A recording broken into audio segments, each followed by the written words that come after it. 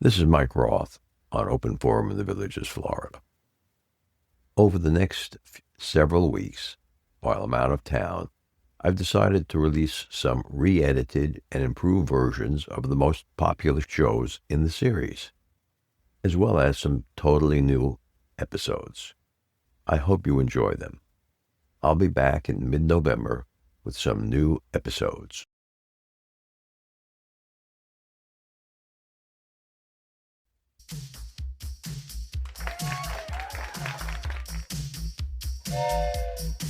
Welcome to Season 7 of Open Forum in the Villages, Florida. In this show, we talk to leaders of clubs and interesting folks who live in and around the villages.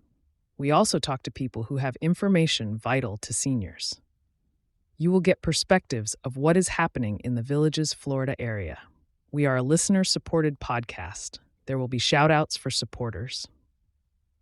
This is Mike Roth. Welcome to the Open Forum in the Villages podcast. In this show, we're going to talk to leaders in the community, leaders of clubs, and interesting folks who live here in the villages to give perspective of what's happening here in the villages and information that I think all villagers should have. I'm here today with Peg Harvey. Thanks for joining me, Peg. Pleasure. Peg was the director of education at the San Diego Zoo and taught thousands of people about wildlife and conservation for almost 30 years. In 2010, she was diagnosed with stage 4 cancer. She learned she only had a few months to live. Determined to heal despite the odds, she discovered a nearby Wholistic Health Institute. There, Peg learned how we can use the power of the mind, body, and spirit to heal. In 5 months, her cancer went from stage 4 to no more. She spent the next 10 years as the program director of the Optimum Health Institute, teaching others to live their healthiest and happiest lives. Gratitude for a second chance at life underlies her life motto: inspire, encourage, empower. I really want to thank you for being with us today, Peg. Peg, I always start the show with a little bit of a joke for my grandson, Evan. Here, see if you can answer this one. Why did the cookie go to the hospital? Because it was feeling a little crummy.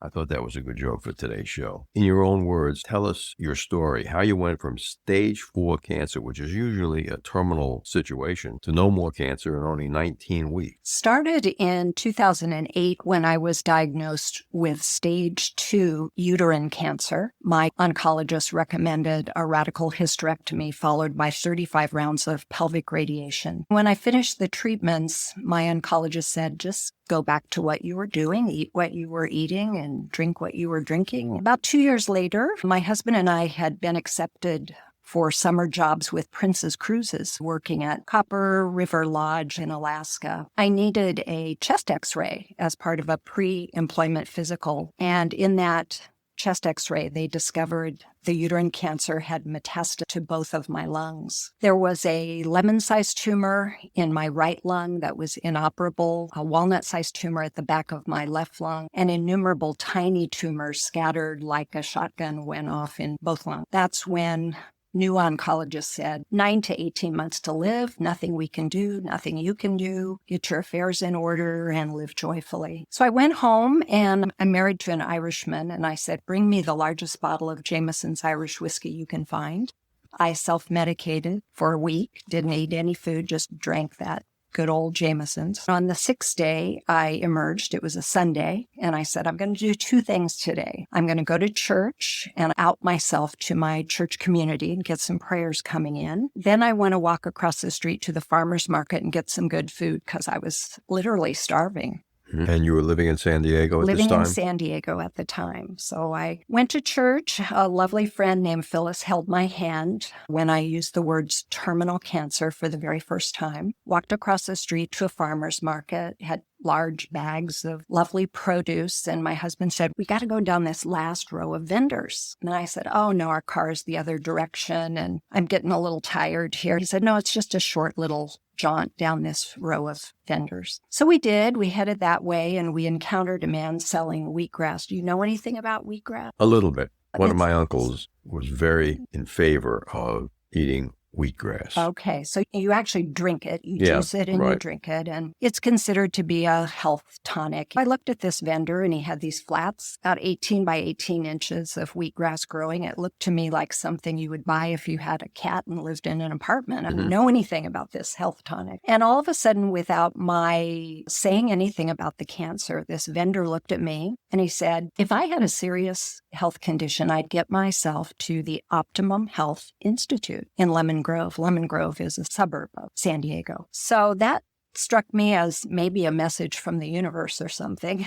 I went home and I did a internet search and found out that there is indeed a place 12 miles from my home. They don't do any marketing or advertising. They don't make any claims about healing cancer, but they teach people how the mind, body, and spirit are connected and help people detoxify at all those levels. So since I'd gotten kicked to the curb by my oncologist, I signed up, checked in, did the program, which is, as I said, a mind, body, and spirit program. So were you a live-in patient? Yeah. How long were you a patient? I was there for almost 6 months, but results came very quickly with a radical diet change, relaxation, meditation, having people pray for you, learning more about healthy food, healthy water, healthy habits, getting rid of emotional, mental blocks that might be impeding your healing. And in 8 weeks after being on this program, I had a chest x-ray. That large lemon-sized tumor had completely dissolved. The walnut-sized tumor at the back of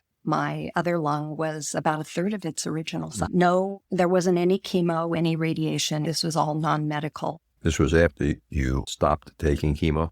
I did never take chemo. They said that for the metastatic cancer, it wouldn't be effective. The doctors had given me 9 to 18 months to live, and instead I beat the odds. Okay. So 19 weeks, it was all gone. what year was that? That was 2010, so we're in 2023. Years. Celebrating my 13-year cancerversary, free from cancer. Could you tell us more about what holistic medicine is all about? Holistic, the concept of holism recognizes that we are integrated beings. Mind, body, and spirit are connected. Conventional medicine deals almost exclusively with the physical body. Holism, on the other hand, recognizes that our thoughts, our emotions, our feelings, our beliefs, our spiritual connections, belief in prayer. Lots of studies have been done, in fact, at Oxford and Stanford universities about the power of remote prayer. They've had test groups and control groups where patients, hospitalized patients who have undergone surgeries, are prayed for,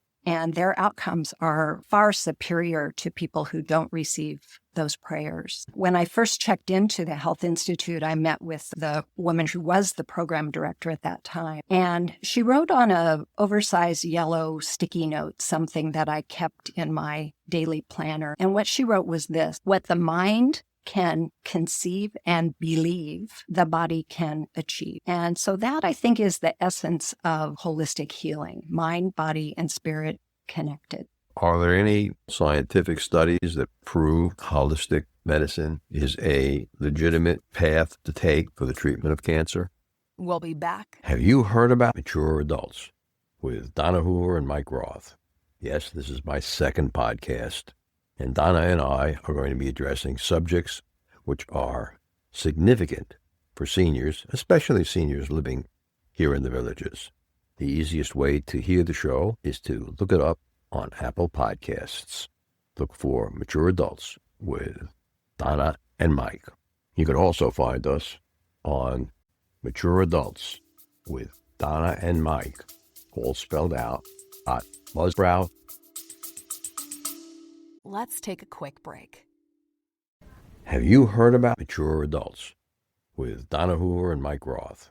Yes, this is my second podcast, and Donna and I are going to be addressing subjects which are significant for seniors, especially seniors living here in the villages. The easiest way to hear the show is to look it up on Apple Podcasts. Look for Mature Adults with Donna and Mike. We'll be looking for you there. You can also find us on Mature Adults with Donna and Mike, all spelled out, www.buzzsprout.com. There's a book published in 2014 called Radical Remission, written by Dr. Kelly Turner. She started out her PhD thesis interviewing oncologists to try to find out the latest and greatest in conventional treatments for cancer. One of the questions she asked was, have you ever seen a patient diagnosed with advanced cancer who you told had 6, 9, 12 months to live, but despite your prognosis, that patient went on to heal completely and live a long and normal life? Every oncologist that she interviewed said, yeah, we have patients like that.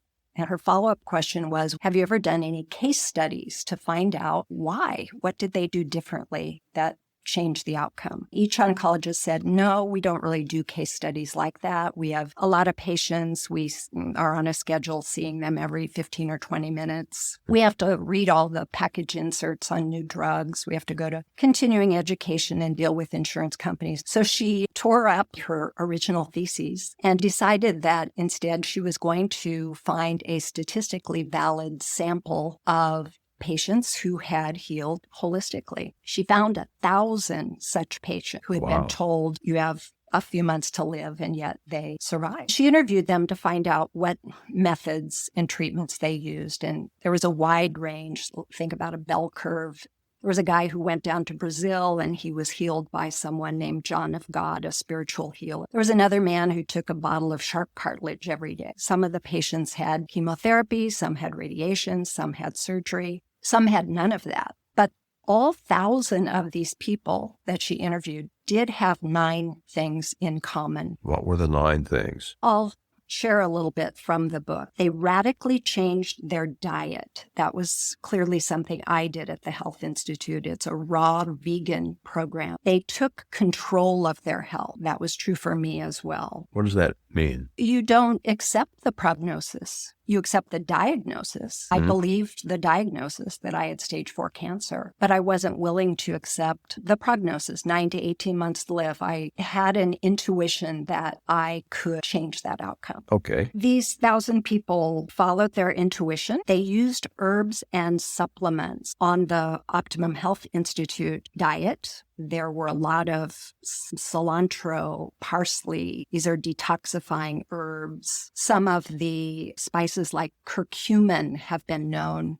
to affect cancer cells in a positive way. A lot of studies have been coming out in the past 5 years about vitamin D supplementation. People who have high levels of circulating vitamin D in their bloodstream seem to be more immune to cancer taking hold. Now, do you take vitamin D? Are you still? They released suppressed emotions. So this might be anything from a grudge, anger, or feelings of why me? It's not fair. I'm such a good person, and yet I've been diagnosed with cancer. They increased positive emotions. That might be gratitude, for example, being grateful, looking around at all we do have, focusing on that rather than what we've lost. Embracing social support. When I went to the Health Institute, I had a basket of get well cards from friends and family members. And I would describe the love and the caring and the affection of my friends as a tsunami of love. Just remarkable how. And that helped. Oh, absolutely. Okay. Deepening spiritual connections. I mentioned before, studies at Stanford and Oxford demonstrate that the power of prayer, even remote prayer, can be an effective healing strategy. Finally, having strong reasons for living. At the time of diagnosis for me, I had a 1-year-old granddaughter. I lived in San Diego. She lived in Portland, Oregon. She's 13 years old now. And as part of my strategic healing master plan, I made a written plan for myself. I decided that I could go no longer than intervals of about 8 weeks between visits with her. She was at that peak of baby perfection. And when I would play with her or hold her or cuddle her, it was almost as if someone was putting a PICC line in my arm and infusing me with oxytocin and all those helpful hormones and chemicals that are good for healing. Cuddling babies is one of my all-time favorite things. What are the most effective things that you use to heal? Some of those 9 factors from the book, Radical Remission. Radically changing your diet is something that's obtainable for most people. For you, that meant going vegan? Going raw vegan. So the theory behind raw food is brought to the United States by a woman named Anne Wigmore, who was a pioneer of a raw food movement. Her theory is that when you heat food above a temperature of about 105, 115 degrees, you destroy the enzymes in the food, and those enzymes are catalysts that help the nutrition be assimilated. There are some religious traditions that eat all organic vegan food. Seventh-day Adventist would be an example of those, and they're known as a group to live longer and healthier lives than the general population. What will you have for dinner? So dinner on the raw food diet might be zucchini noodles, raw, and a raw marinara sauce made of herbs and tomatoes. Mm-hmm. Maybe a side salad with loads of vegetables and a few sprinkles of hemp seed for protein. Broccoli sprouts, all the sprouts, in fact, are high in nutrition, polyphenols, these phytonutrients that we tend to overlook. What can listeners do if they're diagnosed with cancer or another health issue? I would say use your God-given gifts of intuition, body wisdom, and common sense. So when a doctor gives a patient a diagnosis and says to the patient, as my doctor said to me, 9 to 18 months to live, nothing you can do and nothing we can do, I would step back and question that. That may be statistically correct, but you are not a statistic. You're an individual. And there are many things you can do immediately to take control of your health. Where was the doctor that gave you Pitbull Doctor? Dr. Pitbull was leading oncologist at a large HMO. It was Kaiser. He was a Kaiser oncologist. So you didn't go to a place like Sloan Kettering? No. I accepted the diagnosis, but I rejected the prognosis. Good. And in your current remission status for the past 13 years, things that you do on a holistic basis that most people, or that you didn't do before your cancer diagnosis? Radical change in diet. My husband and I are primarily plant-based eaters. The term vegan in its truest sense means that you don't wear leather shoes, you don't eat honey because it's a byproduct of bees. We're not that extreme, but we eat primarily plants. We get most of our protein from beans, seeds, nuts, healthy fats like avocado. We do occasionally eat wild-caught fish. There are some omega-3s that are healthy for our bodies found in fish, but for the last 13 years, we haven't eaten any red meat, chicken, or poultry. If our listeners want to contact you to learn more about holistic healing, how do they do that? About 10 days ago, I resurrected my Facebook account. I had been off Facebook since 2016. They could find me, send me through Messenger on Facebook. And your name on Facebook is? Peg Harvey. And so leaving Facebook helped you heal. I went on back in 2010, 2011. The Health Institute that I stayed at is very determined to have people disconnect from media, adult media, even cell phones. Most of us nowadays, I think our cell phone is like attached to us with an imaginary umbilical cord. The dependency on cell phones. When you were in the Institute as an inpatient for 6 months, did you keep your cell phone? I didn't have a cell phone at that time. I sold my car because I didn't want to be tempted with going off program. I only had one, I'll call it a modification, not a cheat, from the raw vegan diet. I needed some smaller clothes because I'd lost a significant amount of weight and my pants were literally falling off my hips. But I walked into Target and the first thing I saw was this enormous display of Lay's classic potato chips. And like an addict, I forgot all about buying smaller pants, and I went over and I grabbed a family-size bag of these chips and I ate the whole bag. That was it. That's right. That was okay because it was a pure vegetable product. My body didn't react too favorably to that, but I think it proves a point. It's not what we do once in a while. With our health, it's what we do every day. And if you have 95% healthy living practices, eating clean food, drinking clean water, exercising, meditating, getting rid of stress, you can make a modification once in a while. Let's take a short break and listen to an Alzheimer's tip from Dr. Craig Curtis. We now know that Alzheimer's disease starts about 20 years before the symptoms, with the buildup of a toxic protein called amyloid. And so scientists have been on a quest to remove amyloid to see how it affects the disease. The medicine that was recently FDA approved to slow down symptoms in people with Alzheimer's disease memory problems works by removing this substance called amyloid out of the brain. And now we're attempting to use those medicines to actually remove amyloid before someone develops symptoms of Alzheimer's disease, such as memory loss and forgetfulness. So that's in that 20-year period before the disease is obvious? That's right. Scientists now call it Alzheimer's pathologic change versus Alzheimer's disease. And we're saving the term Alzheimer's disease for when someone is actually experiencing symptoms due to Alzheimer's disease. With over 20 years of experience studying brain health, Dr. Curtis's goal is to educate the Villages community on how to live a longer, healthier life. To learn more, visit his website, craigcurtismd.com, or call 352-500-5252 to attend a free seminar. Peg, let me ask you this one last question. What made you move to the Villages, being a West Coaster? We lived in San Diego for 45 years, and for 40 of those years, it was a paradise. In the last 5 years or so, things have changed. It butts right up against Tijuana, Mexico. We've probably been reading about the border crises because of San Diego's ideal climate. It's a magnet for a lot of homeless people, very little law enforcement. So we lived in a pretty nice neighborhood. And one of the turning points was about 5:30 in the morning. A woman knocked on our door. She was obviously on drugs, wearing a wet white T-shirt and no underwear. We said, maybe this is a sign that it's time to move to a little bit safer, cleaner, more reasonable place like the Villages. Thanks for joining us, Peg.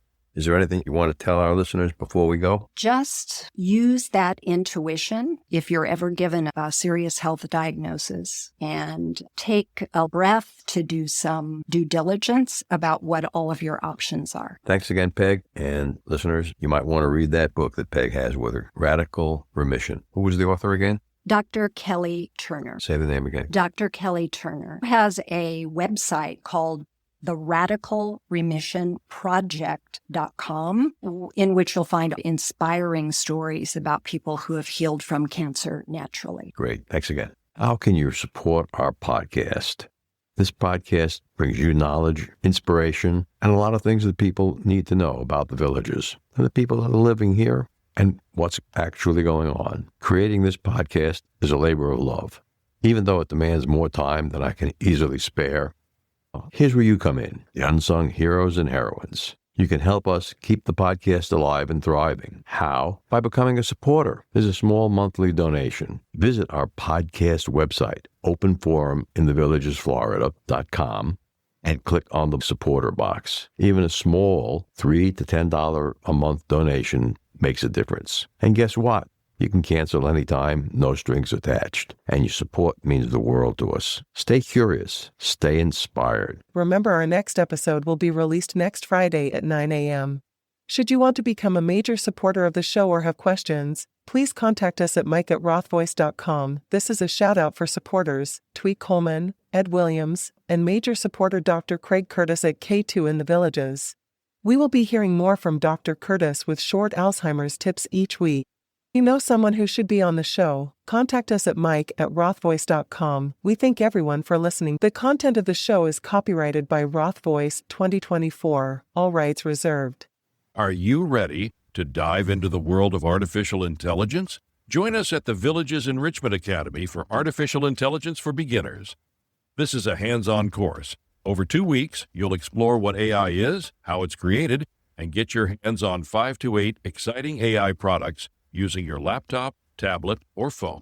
Limited to 25 students per class, classes are scheduled for April 10th and 17th and September 11th and 18th. The cost is just $60 for village residents and $66 for non-residents, plus a $15 cash supplies fee paid to the instructor on the first day. Unlock the power of AI. Sign up today at theenrichmentacademy.org.